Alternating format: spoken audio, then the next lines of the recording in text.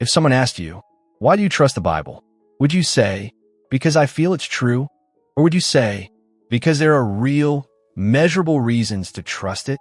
Today, I'm not giving you blind faith. I'm giving you realistic evidence.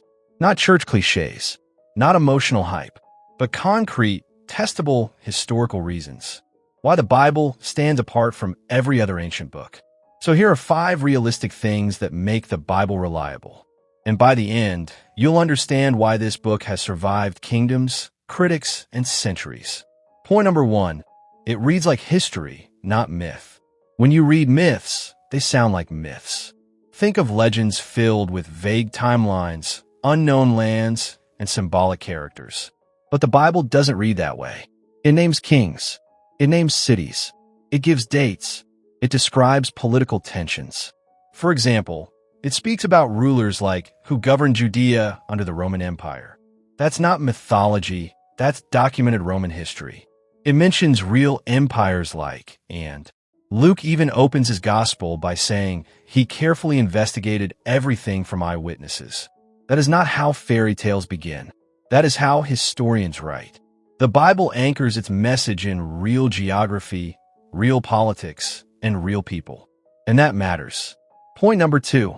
Archaeology keeps confirming it.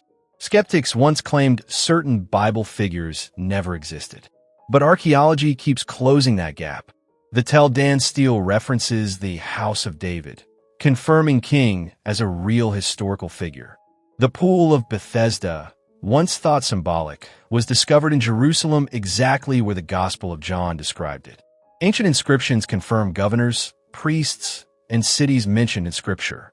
Over and over again, spades in the dirt confirm ink on the page. Archaeology doesn't prove every miracle, but it consistently proves the Bible writers knew the world they were describing, and that strengthens credibility. Point number 3. The manuscript evidence is overwhelming. No ancient document comes close to the Bible's manuscript support. The New Testament alone has over 5,800 Greek manuscripts.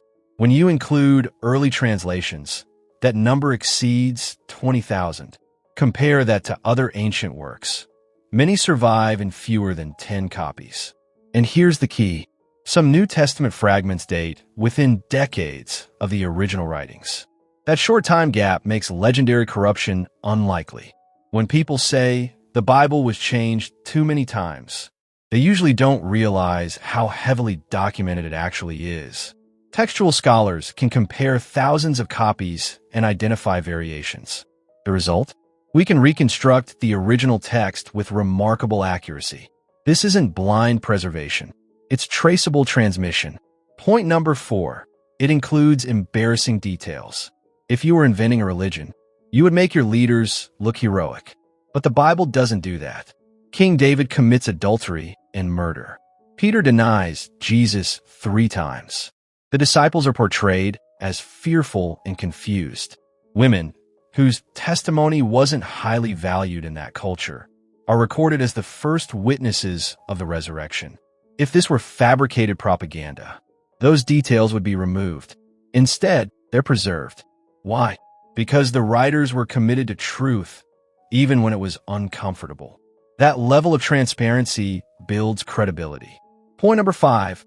Eyewitness conviction and martyrdom. The early followers of Jesus didn't gain wealth. They didn't gain power. They were beaten, imprisoned, and killed.